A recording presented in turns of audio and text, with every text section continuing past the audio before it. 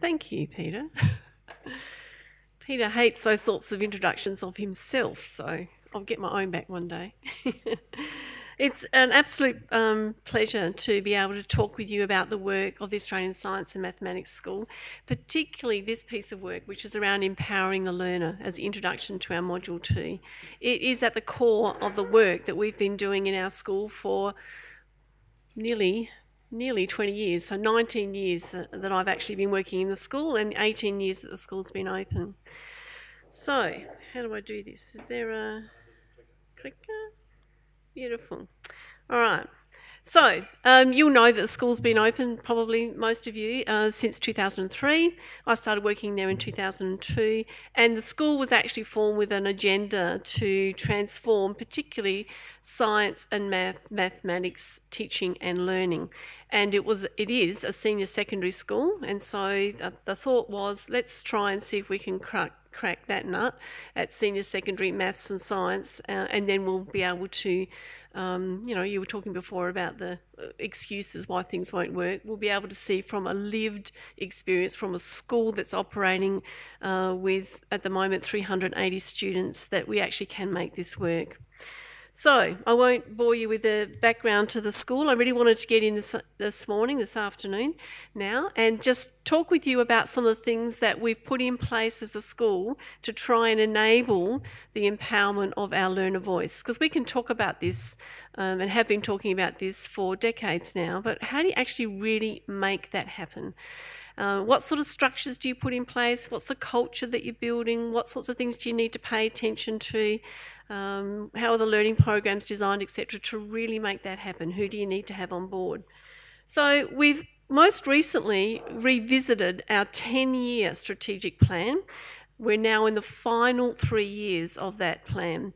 And we've referred recently to the Australian Education Council's Alice Springs, let me see if I can pronounce this, Part We Education Declaration Goal 2 in particular, as you can see there on the screen. If we are going to be developing young people who are confident in their learning, who are creative as individuals, who are lifelong learners and are active and informed members of the community and our society, what do we actually need to do in terms of our school? In terms of our schooling. This is a goal for Australia, okay? This is the Education Council's recent declaration of what we are going after. There's 2 goals, and I picked this one in particular to share with you this morning. We also have, as Peter's mentioned this morning, the SACE agenda. We were really heartened when we saw the mention of those elements of the SACE Thrive agenda. These were things that we were already talking about in our school. This gives us that added imperative. The Thrive, which comes from a whole range of, you would have heard, academics and researchers across the globe are talking about the need for our young people to flourish in their learning, to thrive in their learning in order to contribute to that society and those challenging problems. We've also referenced in our work the OECD Future of Education and Skills 2030. I don't think you mentioned this one this morning, did you, Peter? But that's the Learning Compass. Yeah, so the Learning Compass, are you familiar with the OECD work? So the Learning Compass is, I really encourage you to have a look at their website. There's some rich resources there that help not only describe what they say is the future for schooling, but also gives some case studies around that as well. And ASMS was one of those case studies that was used in the early days. In addition to this, we've also in our school been closely working with the Yung Zhao world-class learners, and we have a group of students who have been involved in the Changemaker program that he led, and we've also been working closely with the Beyond Certainty.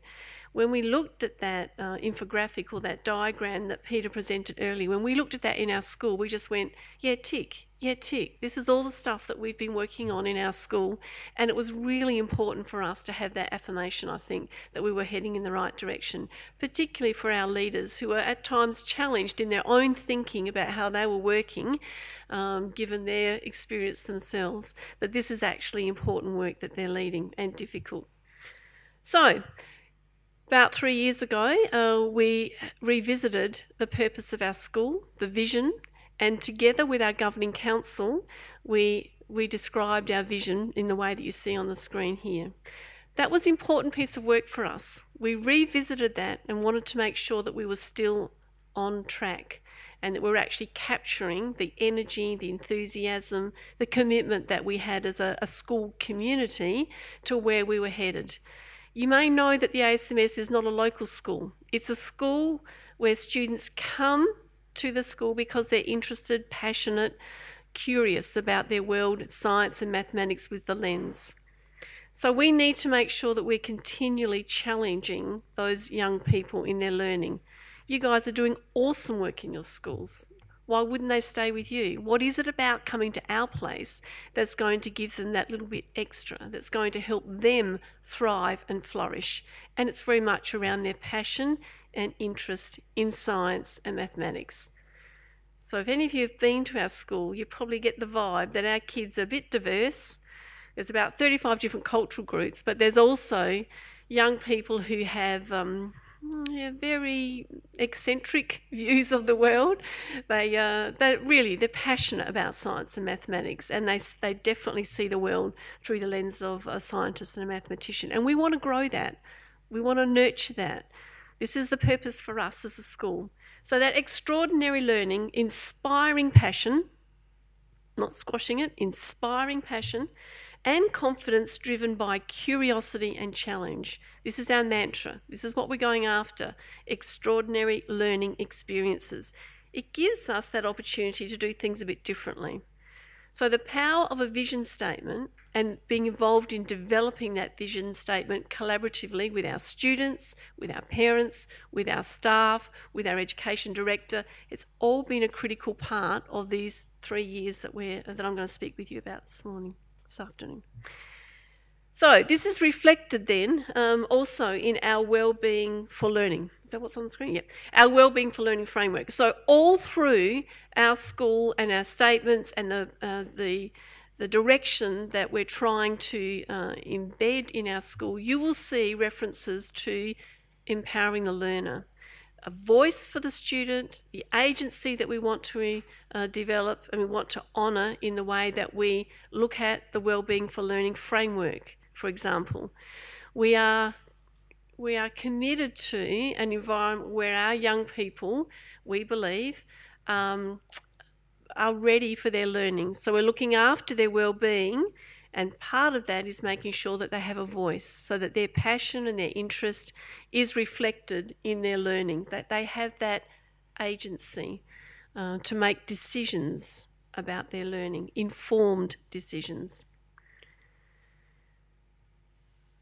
We've developed a 3-year strategic plan, the last 3 years of the 10-year plan, in very specifically identifying goals and priorities and targets that we're working towards.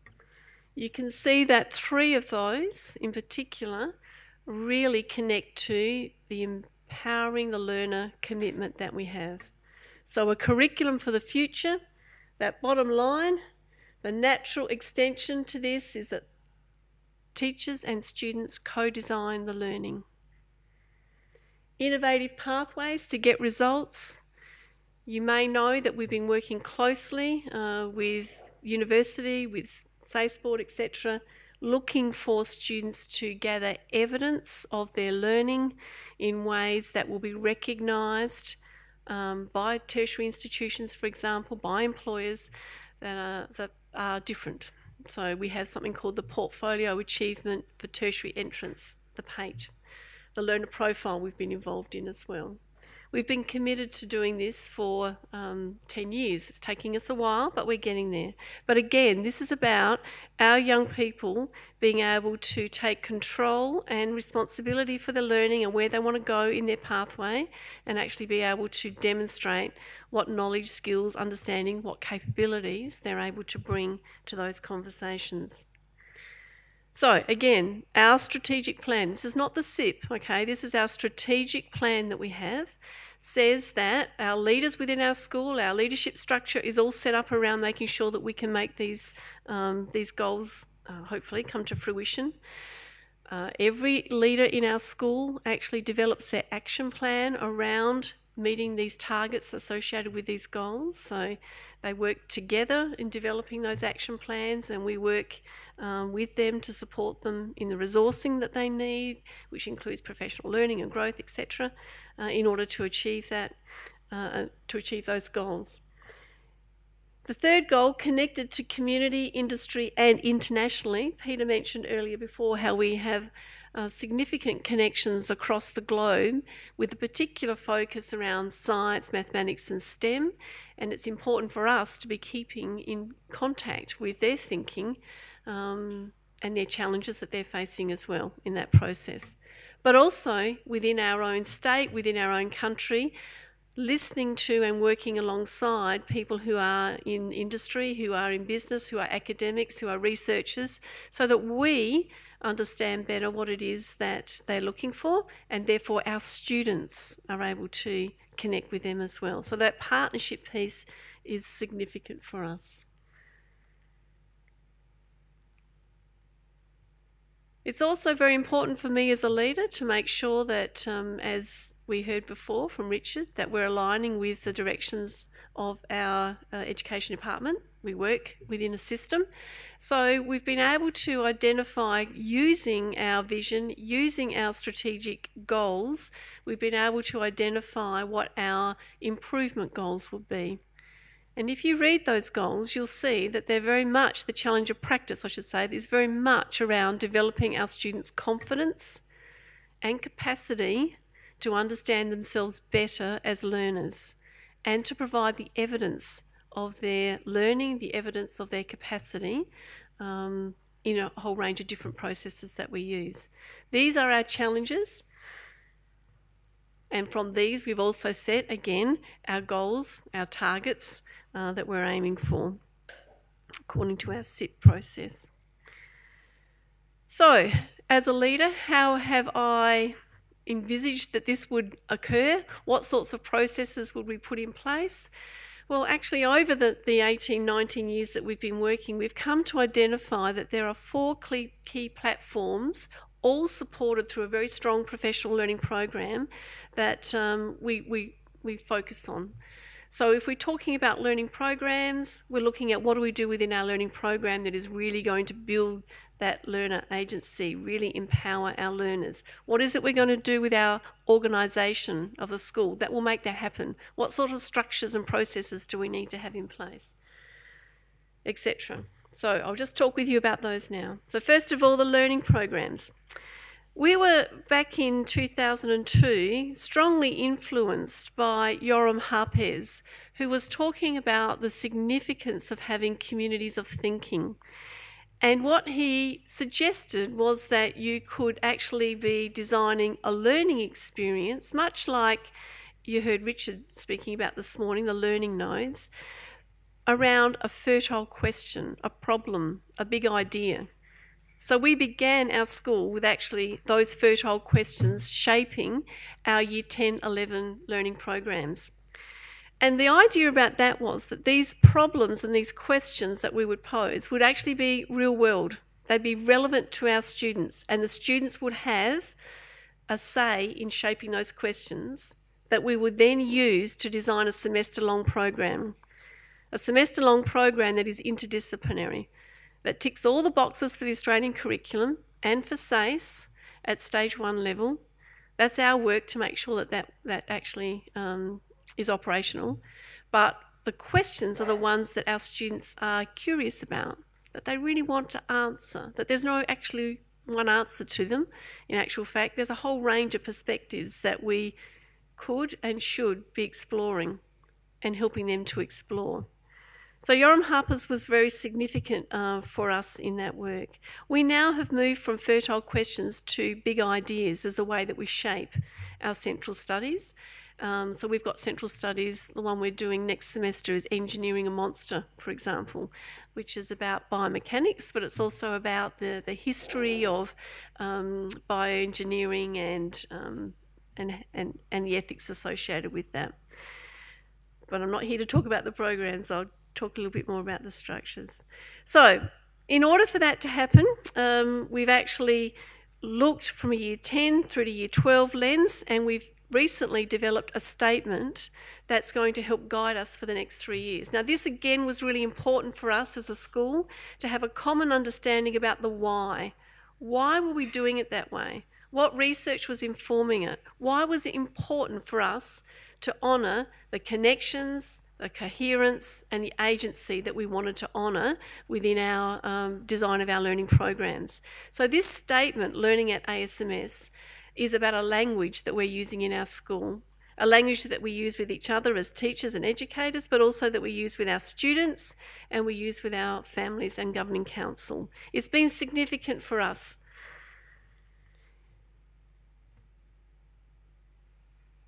We've based this description on research, so it's not something that's just come out of our head, although we are honouring our own work, of course. But we've based this research on a range of different educators and thinkers. Connection being making the direct meaning and value to the learner, so about the learner having a personalised experience, building on where they're up to in their learning and connecting across the disciplines with authentic real-world connections. Again, Richard this morning talked about making those connections in the learning nodes. It's when the students make connections across the disciplines that we find they have a real deep meaning. They are actually able to understand why statistics is so important, for example, when they're looking at, surprise, surprise, COVID and spread of viral diseases. So the real world context has been important. Agency is by, not for the learner. Understanding themselves as learners and setting their own goals and having a growth mindset is critical to our work, and making sure that our learning programs enable that to happen. And then coherence, taking a deep dive into the disciplines. Transfer and stretching their learning through exploring the new ideas and knowledge and the connections between. This is something that we have learnt over the 18 years that we've been working. When you make those connections between the disciplines in a meaningful, conscious way for our students, they go deeper into their learning. They have a better understanding of the concepts. You're not actually underselling the disciplines. Okay, so the way that we design the learning enables that to happen. Next is the way that we've organised our school. So the most valuable resource is time, making sure that we have time for people to meet and talk and learn from each other. So you can see on the screen our week's timetable. The Year 11s and Year 10s are in classes together. They're vertically grouped. So they're on the left-hand side under Central Studies, which is the name we give to our Central Studies subjects, and the numbers are the lines for our Year 12 students. We originally had 100-minute blocks spread across the week for each of the Central Studies. When COVID hit us, we went to our kids learning at home and at school, so we went to a whole week where we just focused on body in question, for example. That was it. Students were doing that for the whole week. We connected with them at 2 or 3 times during the day, but they immersed themselves in that subject, which, remember, is across disciplines, okay? We did an evaluation of the things that we learnt from our COVID experience. Our students said that was great, but it was a little bit too much. So we now have a double 100-minute block for each of our Central Studies. So if you can see, it says BTAP and then BTAP.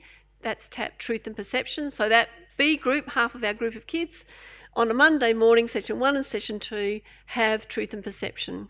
Okay, so it's a nice enough immersion for them to really get into the learning and not be interrupted with constant change, and for them to actually really explore their learning and have some self-direction in that work.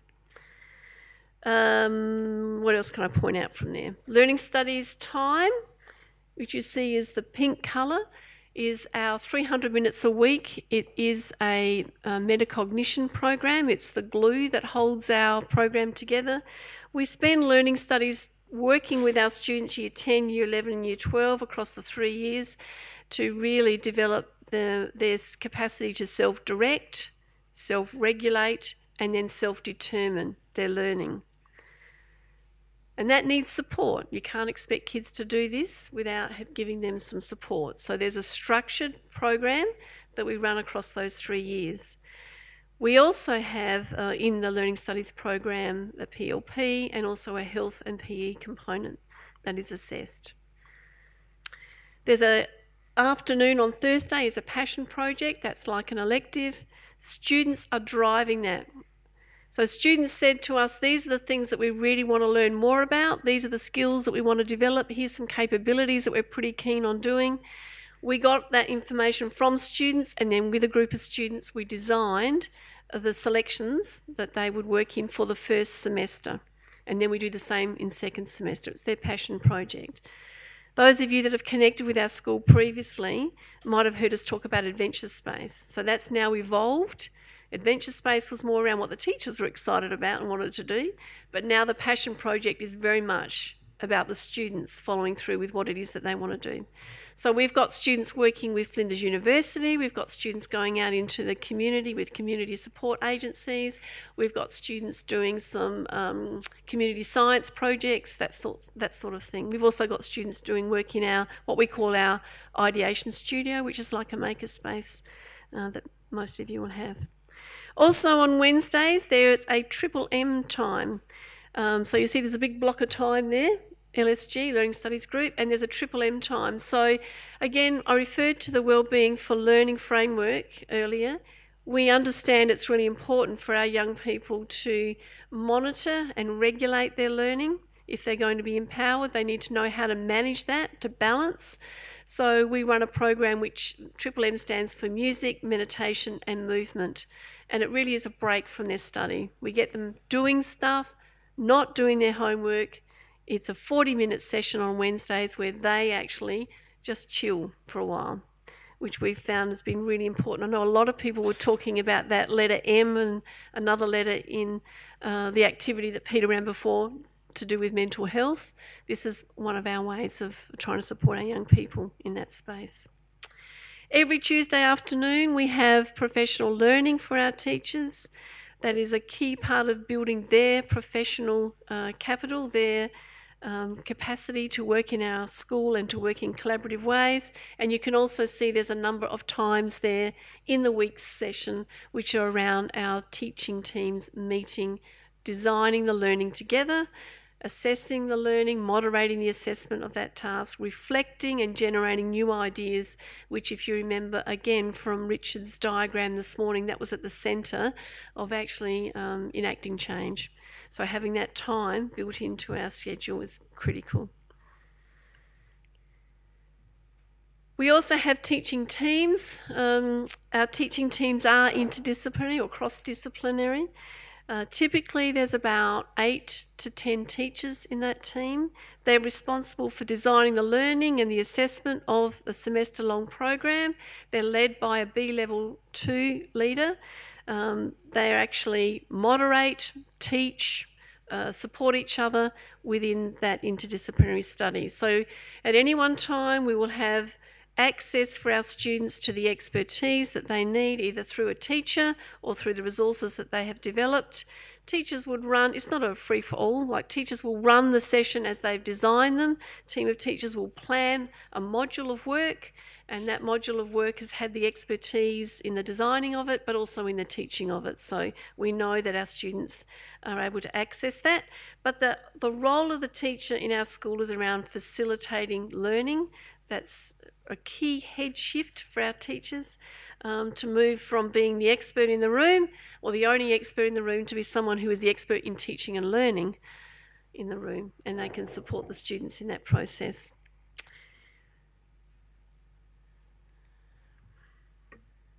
Our approaches to teaching and learning then, we talk about evidence-informed, and by that I mean not only what the research says about quality teaching and learning, but also about our students and where they're at. And one of the things that we've worked hard on in the last 2 years in particular is helping our students to understand the data that we collect about them and their learning. We often are good at reporting that back to them, like the PAD-R and PAD-M, for example. They don't understand what it means. So we've been working with our teachers first and now with our students on helping them unpack that data so they understand areas that they need to focus on in order to achieve their goals and to improve.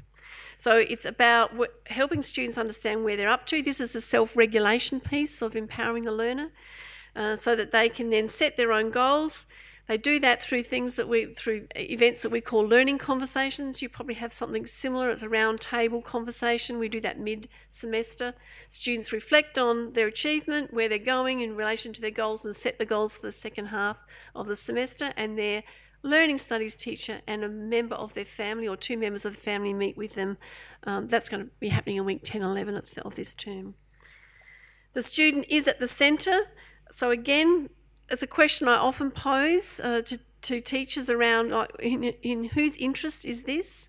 Are you thinking about the benefits for the student? Are you thinking about what it means for them? Helping the student to make those decisions about their learning and giving them the opportunity. So when I talk about empowering learning, it's not just about choice.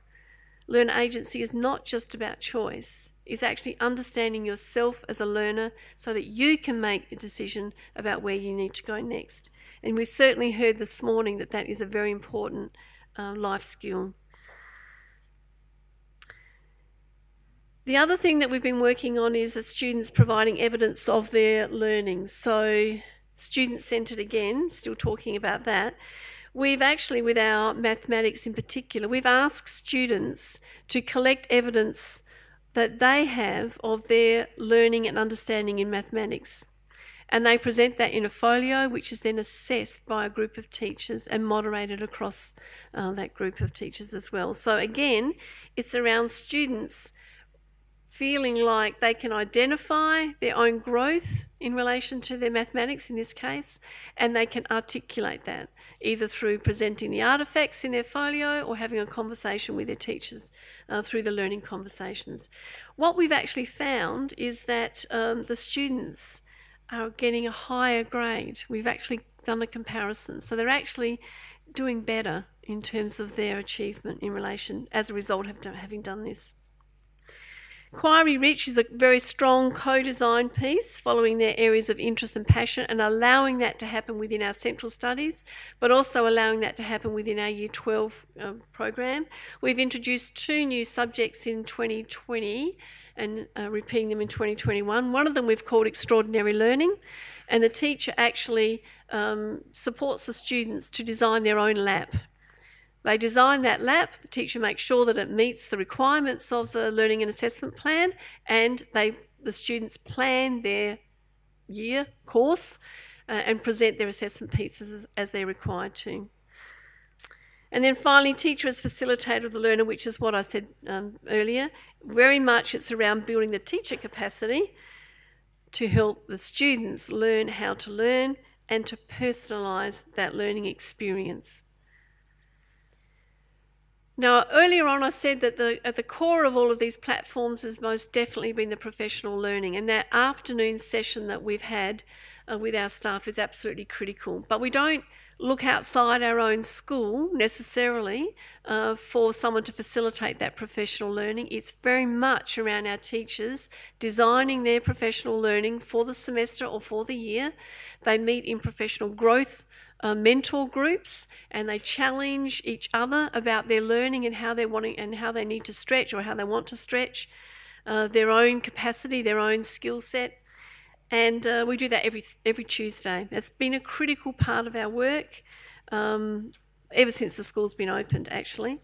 We are a strong believer that 70% of the time of your learning is actually when you're in the classroom or working with your team doing the work. 20% of that time is in the collaboration that you'll have in designing with each other and with the students. And 10% of that professional learning is actually the external, like you're doing today. Having the opportunity to connect with expertise, with each other outside of your school. For us, that's been working with people such as Flinders University academics, scientists, researchers, etc.